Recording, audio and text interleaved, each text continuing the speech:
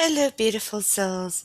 Today we gather to explore 5 questions most often whispered by beginners stepping into the craft. I'm so grateful you've chosen to spend this time with me, and I hope the reflections I share will bring light to your own journey.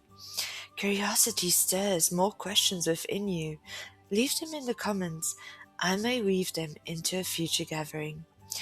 Witchcraft has been a living, breathing transformation in my life, and I want you to know that magic can truly reshape your world if you let it. I've never cast a spell or performed a working without receiving some kind of result.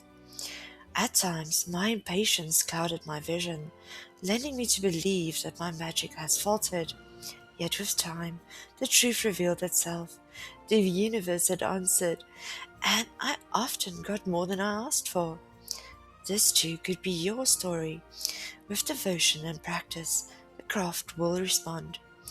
A magical note for today. On March 4th, 2026, Venus dances with Uranus in the heavens. This celestial embrace may bring sudden shifts in love and beauty, and it offers a powerful moment to cast spells into love, glamour, and self adoration. Now, dear ones, let us turn to our burning questions. Whether you have just started beginning or have walked this path for many years, questions are companions on this journey. What I share here is simply my perspective, neither right nor wrong.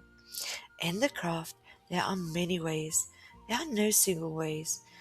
When you find something, it might resonate with you, but not with another. And that diversity is one of its deepest truths. Always remember, your way is valid, and so is the way of another. Let us turn to our first question now. Can anyone be a witch? This question is asked by many curious, the cautious, and seekers of hidden wisdom.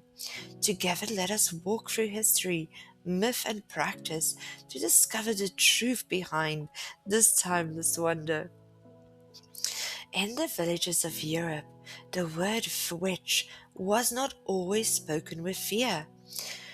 It was often a name given to the cunning folk, the healers, the midwives, the wise ones, who carried knowledge of herbs and charms. They are not chosen by bloodlines or secret councils, but by necessity, by the land, and by the people who needed them. Witchcraft was never about belonging to an exclusive club. It's about listening to the earth, to the spirits, and to the rhythms of nature. So, can anyone be a witch? The short answer is yes. Witchcraft is not bound by heritage, by gender, or background. It is a practice, a path, a way of perceiving the world. Yet anyone may step onto this path, but not everyone will remain on it. The craft asks for patience, discipline, and reverence. It invites you to learn, observe, and grow, and to honor forces greater than yourself. In our time, witchcraft is more accessible than ever. Books, communities, and traditions open their doors to seekers, but accessibility does not mean simplicity. The craft is neutral. It becomes what the practitioner shapes it to be. A spell is not a shortcut to power. It is a dialogue with the unseen. To call yourself a witch is to accept responsibility for the energies that you stir and the spirits that you invite. If you feel the call, know that you do not need rare herbs or ornate tools to begin. A witch's first tool is awareness, awareness of the seasons, the tides, the winds, and the stubble currents that move through all things. Begin by grounding yourself. Walk barefoot upon the earth. Watch the moon wax and wane. Listen to the silence between words. These are the foundations of the craft. The cauldron, the wand, the altar. They are extensions of your own intentions and not requirements. Yes, anyone can be a witch, but remember, witchcraft is not power over others. It's about harmony with the unseen, the courage to walk between worlds. It is about honoring the old ways, not bending them to ego. If you choose this path, choose it with reverence, choose it with patience, and choose it with love. So, can anyone be a witch? The answer is yes, but only if you're willing to listen, to learn, and to walk the path of respect. The ways are open to all who seek them. The true question is not whether you can be a witch. The true question is, are you ready to become one? Now let's look at our next question. Do spells really work? The question lingers in the minds of seekers and skeptics alike. When we speak of witchcraft, the image of spells, glowing candles, herbs burning, words whispered in the night, often rises first. But what does it truly mean for a spell to work? A spell is not lighting from the heavens or a dramatic flourish from a storybook. A spell is intention, focused and directed. It is the art of aligning your will with natural forces, symbols, and timing. When you light a candle, speak words of power, tie a knot, or scatter herbs, you are weaving energy into form. The weaving, that's the stubble shaping of energy, is the essence of a spell. In ages past, there were charms, prayers, and folk remedies. A mother might murmur blessings over a child's cradle for protection. A healer might mix herbs whispered to ease pain. These spells are simple, practical, and rooted in daily life. They're not about bending reality with spectacle, but about gently guiding the world, aligning human need with nature's rhythm. So, do spells work? Ah, yes, but not always in the way that one expects. A spell is a promise carved in stone. It is a catalyst, a seed planted in fertile soil. You can nurture it with care, water it with effort, and give it sunlight through patience, but you cannot demand that it blooms overnight. Spells work when they are aligned with intention, timing, and action. One of the great misconceptions is that spells replace effort. They do not. A spell for prosperity will not bring wealth if you never seek opportunities. A spell for love will not conjure a partner if you never open your heart. Spells amplify, they guide, they open doors, but you must still walk through them. Consider a job spell for a moment. You might write your intention on paper, dress a candle with herbs, or visualize walking confidently into a workplace. Does it drop an offer into your lap? Not exactly, but what it does do is it sharpens your focus, it clarifies your goals, and aligns your energy with opportunity. It shifts your present, how you connect with others, and how you recognize opportunities. You must still apply, still take the steps, still embrace the journey. The spell does not replace the path, it illuminates it. That is the spell at work. Now take a healing spell. Herbs, chants, and rituals may not replace medicine, but they can ease the spirit, calm the mind, and support the body's natural healing. Again, the spell works by harmonizing energy, not by defying nature. Spells do work, but they do require responsibility. They are not toys, not shortcuts. They are sacred acts of intention. To cast a spell is to weave threads into the tapestry of the world. Do so with care. Do so with reverence, and do so with awareness of the ripples that you will create. So, do spells really work? Yes, absolutely. They work as bridges between the seen and the unseen, between thought and action, between desire and manifestation. They are not instant miracles, but they are powerful tools. Magic is not about control, it's about connection.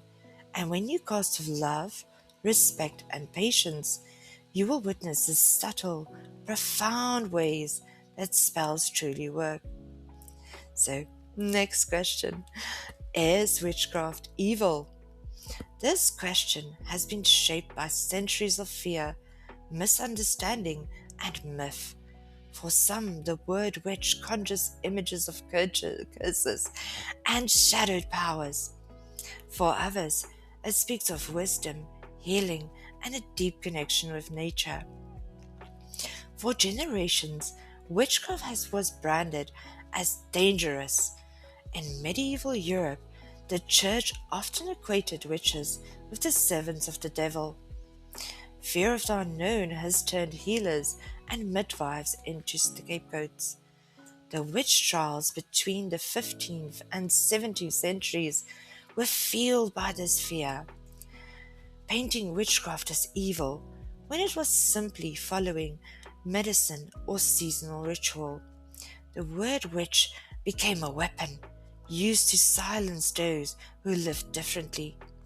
At times, it was also a tool of greed, land and possessions seized under the guise of rooting out heresy.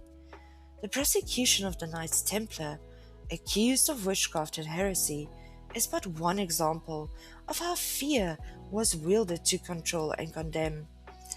It was a dark chapter in our history, and we must guard against repeating it. Let us not fall prey to prejudice, but instead choose openness, mindfulness, and respect. Here's the truth. Witchcraft itself is not evil. It is a practice, a set of tools, a way of working with energy. Like fire, it can warm or it can burn. The morality lies not in the craft, but in the intent of the practitioner. A spell for healing and a spell for harm both draw upon the same principles, but the heart behind them determines the outcome.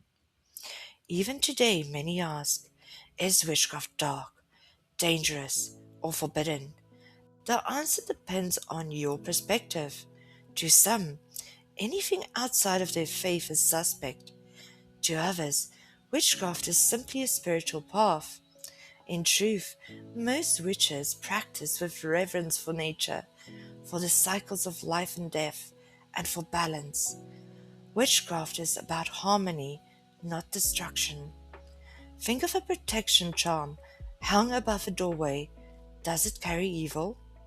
Or a blessing whispered over a newborn child. Does that bring harm? These are acts of witchcraft, rooted in love and care. Even the simple act of lighting a candle with intention is a spell. Evil is not an act, it is the intent. And most witches walk the path of healing, guiding, and reverence. Of course, witchcraft carries power, and with power comes responsibility. Just as a knife can prepare food or cause harm, witchcraft can be used for good or ill. That is why practitioners speak of the crooked path. It is not straight, and it is not simple. It is full of choices. Each witch must decide how to use their craft, and those choices shaped the morality of their practice. So, is witchcraft evil? No. Witchcraft is a mirror. It reflects the heart of the one who practices it. In the hands of the compassionate, it becomes healing, protection, and wisdom. In the hands of the selfish, it can become manipulation. But the craft itself is neutral. It is neither good nor evil. Magic is the language of nature, and nature itself is beyond human notions of morality. It simply is. And so is witchcraft. The question is not whether witchcraft is evil. The question is, how will you choose to walk the path? So, question 4. Does magic come with a price? This question echoes through myths, stories, and whispered warnings. In fairy tales, a witch's bargain always demands something in return. In modern practice, seekers often wonder, if I cast a spell, what will it cost me? Popular culture often paints magic as dangerous deals, summoning spirits who demand payment, or casting spells that rebound as curses. Well, those tales carry a symbolic truth. They are not the whole story. In traditional witchcraft, the price of magic is not about losing your soul or striking bargains with dark forces. The real price is a lot simpler, yet just as profound: your time, your energy, and your commitment. Magic is not instant. It requires study, patience, and practice. Every ritual, every spell, every charm demands your focus. The sacrifice is the hours spent learning herbs, memorizing chants, observing the moon, and honing your intentions. The energy you pour into the craft is the true currency of magic. Without it, spells are empty gestures. With it, they become living acts of intention. So yes, magic does come with a price, but the price is your devotion to the study and the practice of the craft. There's also a deeper law woven into the craft: fairly take and fairly give. This principle reminds us energy must flow in balance. If you receive, you should give. If someone offers you a gift, return kindness in kind. If you take from the earth, herbs, stones, or water, offer gratitude, a prayer, or a small act of care. Magic thrives on reciprocity. To take without giving is to unbalance the scales, and imbalance always carries consequences. Therefore, if you learn something here, please reciprocate by subscribing, liking, and leaving a comment. It helps this channel to grow and allows me to continue sharing these teachings. The same principle applies to magical blessings you receive. A witch is aware of her gifts and should be willing to pay them forward. If kindness comes to you, think of how you can return it, either to that person or to another in need. This is how we weave a better world. Imagine casting a spell for prosperity. You might light candles, speak words of power, focus your will. The spell might open doors, but you must walk through them. The price is the effort you put in to seeking opportunities, the energy you invest in your work. Consider a healing spell. You might call on herbs and spirits, but you must also care for your body, rest, and nurture yourself. The spell simply amplifies your effort. It does not replace it. The price of magic is also responsibility. Every spell casts ripples outward. Every charm you weave touches the web of life. To practice witchcraft is to accept that your actions matter. The craft reminds us nothing is free. Energy flows, and what you send out returns. This is not a punishment, it is a balance. So does magic come with a price? Yes, but it is not the fearful bargain of fairy tales. It is the price of time, energy, and devotion. It is the discipline of study, the patience of practice, and the respect of reciprocity. Sorry for that. Fairly take and fairly give. That is the witch's law. And when you honor it, magic becomes a burden, not a blessing.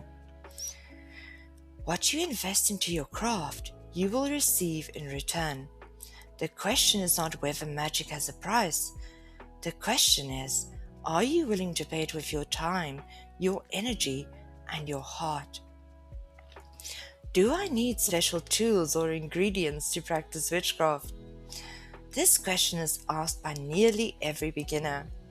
The images we see, cauldrons bubbling, wands glowing, rare herbs gathered under the moonlight, make it seem as though witchcraft requires a treasure chest of mystical items. But here's the truth: the most important tool is you. Popular culture has convinced us that witches cannot work without elaborate tools. In reality, these tools are symbols. They help to focus energy, remind us of intention, and connect us to tradition. But they are not requirements. A spell cast with a golden chalice is no more powerful than one whispered with bare hands. The cauldron, the wand, the herbs, they're extensions of your will, but not the source of it. A witch's first tool is awareness: awareness of the seasons, the tides, the moon's phases, and the subtle energies that move through all things. Awareness also extends inward into your body, your will, your intent, and your power. You can begin practice with nothing more than your breath, your voice, and your connection to nature. A candle is helpful, but so is the flame of the sun. A crystal is beautiful, but so is a stone picked up from the riverbank. The craft shows us that the world itself is your altar. What about ingredients? You must have rare herbs, exotic resins, costly oils. No, the plants growing in your garden, the salt in your kitchen, the water from your tap, all can be used in magic. What matters is your intention and respect. If you cannot find sage, use rosemary. If you cannot find frankincense, use pine. The craft is adaptable because nature is abundant. Of course, tools and ingredients do carry meaning. A wand channels energy. A cauldron symbolizes transformation. Herbs carry century of lore. Using them can deepen your connection to tradition and focus your mind. But remember, they are aids, not necessities. True magic lies in your will, your spirit, and your relationship with the unseen. When you use tools or ingredients, honor the principle of fairly take and fairly give. If you harvest herbs, thank the plant.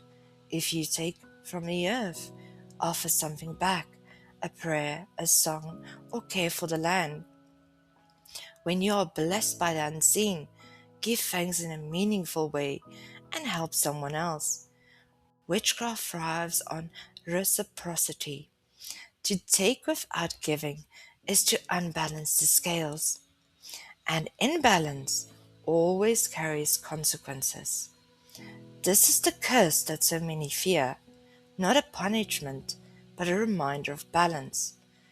If you take without giving, the scales will demand to be righted by the very force you called upon. Just as magic can change your life swiftly, so too consequences can appear swiftly. This is not to spread fear, but awaken you to awareness. Magic has consequences, and it does require sacrifice, whether that be time, energy, effort, kindness to another, or an act of goodwill. Whether the price you pay enriches your life, serves others, is ultimately up to you. So, do you need special tools or ingredients to practice witchcraft? No, you need intention, awareness, and respect. Tools can help, ingredients can enrich, but the most powerful magic comes from within.